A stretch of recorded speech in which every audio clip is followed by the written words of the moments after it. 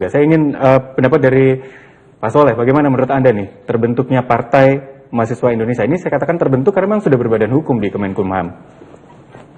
Jadi gini Mas, Ya.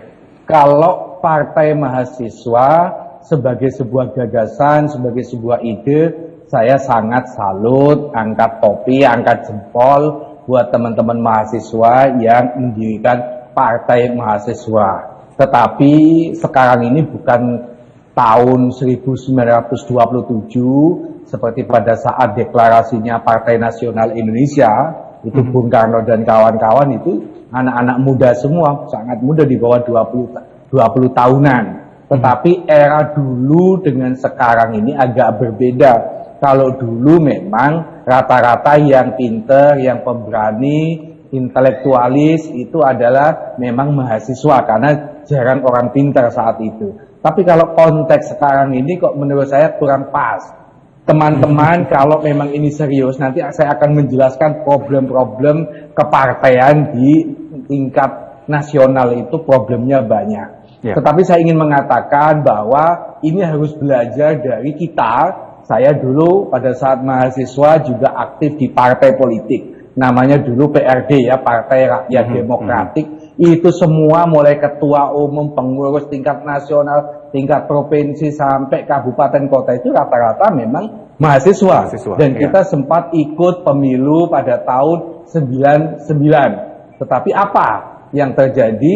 Tidak ada publik, kita urutan pun di atas nomor 10. Kursi di DPRD tingkat 2 pun nggak dapat, provinsi nggak dapat, apalagi di tingkat nasional, DPR pusat nggak dapat sama sekali.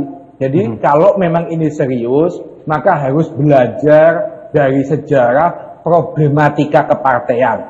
Jadi tidak gampang membuat partai di Indonesia karena banyak sekali dulu ada partai buruh gagal. Sekarang pun lahir partai buruh juga dan saya tidak yakin karena politik di Indonesia ini sudah mulai hilang politik-politik identitas, politik-politik aliran apakah itu mahasiswa, nelayan, pekerja, bisa kaum miskin kota, istilah-istilah seperti itu menurut saya sekarang ini sudah tidak up to date lagi. Sehingga kesan saya berdirinya Partai Mahasiswa ini hanya sambil lalu, tidak ada keseriusan. Sebab sekedar mendirikan partai itu tidak sulit. Kalau sekedar itu administrasi terdaftar di Kemenkumham. Cukup 100 orang nyetor KTP, deklarasi, ya sudah bisa terdaftar. Tapi untuk ikut pemilu, sekali lagi tidak gampang. Kepengurusan seluruh provinsi itu 100%, 75% kabupaten kota. Dan setiap kabupaten kota harus menyetorkan KTP pendukung itu 1000 minimal. Oh susah, kantornya pun harus punya. Jadi menurut saya tidak akan mungkin mau partai mahasiswa A nanti muncul partai mahasiswa B, saya yakin kecil kemungkinan untuk bisa lolos di pemilu. Dan anehnya juga sebagai bentuk kritik menurut saya, ketika ini menjadi isu perbincangan nasional, kita tidak dengar itu sikapnya pengurusnya kayak apa sih, program politiknya seperti apa, bagaimana sikap dia terhadap pemerintahnya Jokowi, kita nggak dengar. Jadi kayak ya boleh dikata kok jadi sekedar guyonan, meskipun saya hanya mendengar bahwa ketuanya itu satu kampus dengan saya dari Wijaya Kusuma Surabaya, tetapi saya tidak kenal ketua umumnya ini siapa gitu, saya tidak kenal. Oke, Pak Soleh, terlepas dari yang tadi Anda analisa bahwa mendirikan partai ini tidak mudah, apalagi kalau menjadi partai peserta pemilu atau berhasil atau tidaknya nanti, tapi ketika ini muncul Partai Mahasiswa Indonesia, apakah dengan penamaan mahasiswa di dalamnya ini ada yang menurut Anda kurang tepat atau ya memang sah-sah saja karena memang tidak ada aturan pelarangannya? Sah saja, mau bikin partai nelayan nggak ada larangan, mau bikin partai buruh tidak ada larangan, bikin partai mahasiswa Indonesia Timur misalkan tidak ada larangan. Tetapi ini bukan sesuatu yang mengagetkan karena partai ini baru terdaftar, belum ikut pemilu, jadi bukan sesuatu yang mengagetkan buat saya kan gitu. Karena tidak sulit untuk partai, jumlahnya pun sekarang sudah lebih dari 70 partai, tetapi nanti yang lolos pemilu paling nggak sampai 15 kan gitu. Oke. Jadi saya mau cerita sedikit. Dulu pada saat saya di penjara itu pernah baca novel, itu tulisan orang Amerika, judulnya itu Harga Sebuah Apel. Novel ini menceritakan politik di Pakistan era tahun 87, bagaimana saat itu dipimpin oleh diktator militer, ketidakpuasan masyarakat terhadap pemerintah itu sangat memuncak, terhadap partai politik mereka tidak puas. Nah, satu-satunya saluran yang mereka masih percaya adalah mahasiswa. Nah, tetapi mahasiswa tidak punya tokoh. Nah, akhirnya mahasiswa mencari tokoh. Ketemulah yang namanya Tobi. Tobi ini penjual apel, makanya judulnya itu Harga Sebuah Apel.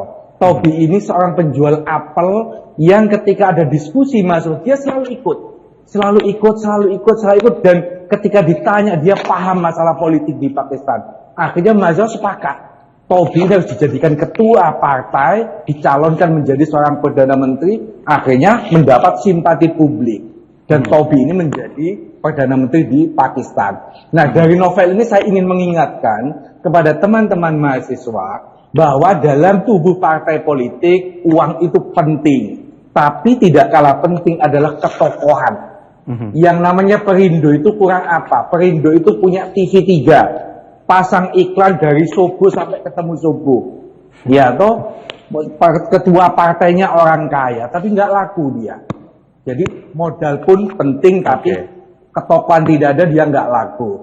Sementara SBY pada saat jadi Menko Polkam sebelum tahun 2004, karena dia ketokohannya layak dijual, maka dia digadang-gadang untuk dibuatlah partai namanya Demokrat. Maka jadilah Demokrat, ikut pemilu, ikut di Capres, menang ketika di Pilpres. Nah, teman-teman mahasiswa harus belajar bahwa politik di Indonesia itu tidak sekedar bikin partai, politik di Indonesia itu tidak sekedar deklarasi, tapi bagaimana meyakinkan publik, bagaimana meyakinkan masyarakat. Nah, untuk sementara ini menurut saya gonjang-ganjing politik nasional belum ada peluang, baik itu gerakan mahasiswa, baik itu gerakan buruh maupun kaum miskin kota, belum ada peluang bahwa dia dipercaya oleh publik, sehingga kalau mendirikan partai maka kejadiannya seperti novel yang menceritakan politik Pakistan tahun 87. Menurut saya masih jauh itu. Harus banyak belajar dari tahun 99. Saya ingin kembali ke Pak Soleh lagi nih. Kalau tadi Anda mengatakan bahwa ini ada apa ya, muncul partai tapi ya bisa dikatakan nggak mungkin bisa ikut pemilu. Di sisi lain banyak yang menganalisa bahwa ya yang penting partainya ada, sudah mencatut nama mahasiswa dalam nama partainya. Nah, pendanaan yang tadi sempat Anda katakan ini justru yang bisa berpeluang ini akhirnya ditunggangi kepentingan politik tertentu. Bagaimana menurut Anda tentang pandangan-pandangan ini? Nggak apa-apa, malah bagus. Kalau misalnya saya punya duit banyak, ya saya sumbang. Kalau itu memang tujuannya bagus, punya program yang bagus. Masalahnya begini, kalau boleh saya mengkritik teman-temannya Mas Yusuf juga ya. Artinya respon politik dari teman-teman mahasiswa sejauh ini sangat lambat. Saya kasih contoh, gerakan tahun 98 itu dimulai tahun 95, 97, 96 saya masuk. Ya toh, itu pelan-pelan sehingga gerakan itu semakin meluas. Meluasnya itu pun dikarenakan terjadi krisis ekonomi tahun 97. Nah, konteks sekarang ini mestinya pada awal COVID, teman-teman mahasiswa itu responnya cepat.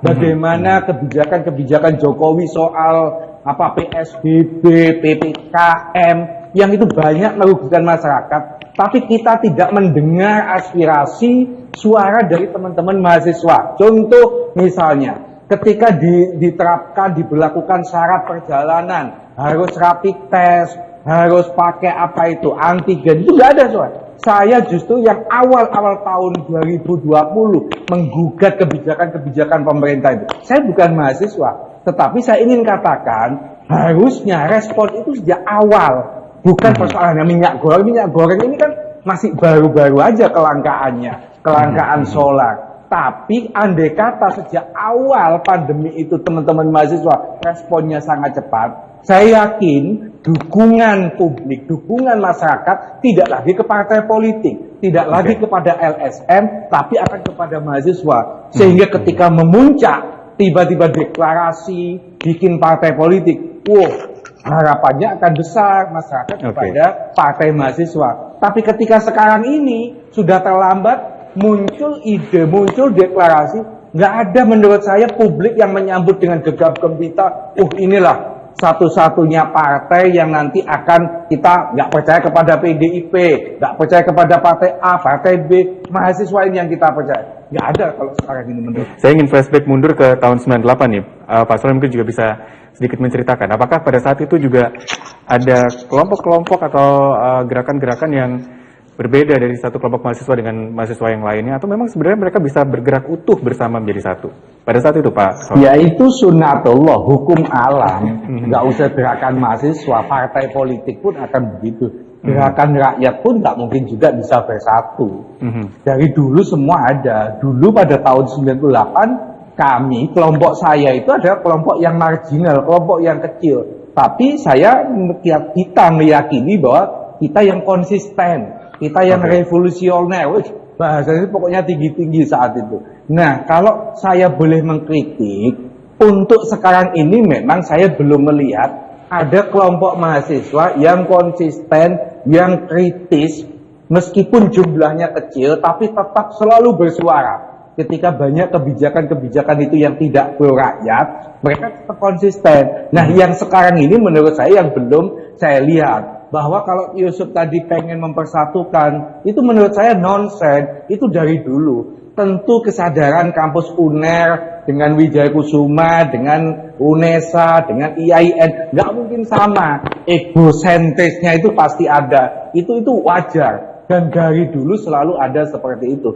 Tapi yang lebih penting menurut saya, dibanding kita mencoba menyatukan sesuatu yang besar, sementara tidak ada isu atau musuh bersamanya, ya memang sulit. Yang paling penting menurut saya adalah, kalau memang ada kelompok yang konsisten, meskipun itu kecil, itu jauh lebih bagus dibanding menunggu, mempersatukan, ada kesadaran bersama dari semua mahasiswa. Contoh misalnya, saya kemarin pada tanggal 13, 14, senang, bahagia melihat teman-teman secara nasional hampir semua kota itu turun.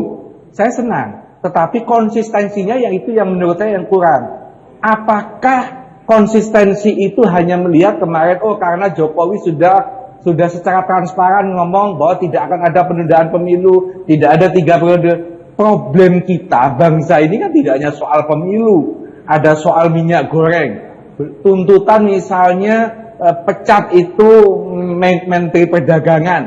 Sampai sekarang Jokowi tidak memecat. Misalnya Luhut Panjaitan terkait isu penundaan pemilu. Saya masih ingat dulu ada Ratna Sarumpait dianggap membuat kebohongan. Itu pun kena pidana. Padahal kebohongannya untuk diri sendiri. Yang menyatakan saya dipukuli orang. Itu pun dipidana. Sementara ini ngomong big data 110 juta. Membuat kegaduhan. Teman-teman mahasiswa hanya menuntut Bapak begini-begini, tapi tidak menuntut Jokowi harus memecat itu Luhut. Atau melaporkan pidananya si Luhut ini. Tidak ada. Konsistensi itu menurut saya yang paling penting sekarang ini, supaya apa? Ada kepuasan, ada simpati publik yang besar kepada kekuatan mahasiswa. Meskipun kekuatan itu kecil, dari kelompok kecil mahasiswanya. Nah, itu loh menurut saya. Pak Soleh, di sesi yang terakhir saya ingin tahu juga pendapat Anda terkait dengan nama Eko Pratama sebagai ketua dari Partai Mahasiswa ini. Apakah memang ini bisa disebutkan sebagai penokohan tokoh dari mahasiswa yang muncul sebagai ketua partai saat ini? Ya, saya tidak kenal, wajahnya aja nggak pernah tahu yang namanya Eko Pratama itu. Tapi kalau itu memang dianggap sebagai sebuah tokoh, semoga itu bisa terrealisir. Tetapi saya ke Mas Yusuf ingin ngasih masukan, ketika ada persoalan-persoalan yang tingkat nasional, tentu kalau aspirasi itu disampaikan ke DPRD Jatim, dia nggak bisa menyelesaikan masalah. Melihat konsistensi mereka itu pro rakyat atau tidak sederhana. Saya kasih masukan ke sampean ya. Ada anggaran perumahan DPRD Jatim. Satu anggota setiap bulan itu dapat 30 juta untuk sewa rumah. Bayangkan, kalau itu kali 12, berarti per tahun dia lebih dari 400 juta. Itu duit rakyat dihambur-hamburkan. Padahal rumah di daerah Kertajaya sewa per tahun 150 juta itu sudah gede, sudah kayak istana. Tapi mereka itu per tahun sewanya itu anggarannya 400 juta. Ini harus dikritisi. Isu-isu lokal seperti itulah untuk kita melihat, oh ini DPRD ini konsisten tidak sih terhadap perjuangan rakyat? Apakah mereka itu punya empati terhadap krisis ekonomi sekarang ini? Ya menurut saya nggak ada. Maka itulah tugas saya, punya harapan besar, punya mimpi besar bahwa mahasiswa bisa fokus pada isu-isu lokal meskipun itu tidak menjadi gerakan bersama, tapi ada kelompok yang konsisten yang mengkritisi kebijakan gubernur, mengkritisi kebijakan DPRD, bukan hanya pada saat mereka itu melempem terhadap aspirasi rakyat, tapi terhadap anggaran-anggaran mereka ini loh. Karena mereka itu bisa nyantai, bisa tenang, karena sudah tercukupi. Kenapa mereka tidak bisa kritis terhadap gubernur? Ya karena mereka ibarat permen itu sudah mendapat manis-manis dari kebijakan untuk internal mereka. Jadi harapan saya, teman-teman di Surabaya punya kekritisan terhadap isu-isu lokal itu. Isu-isu lokal juga harus diperhatikan.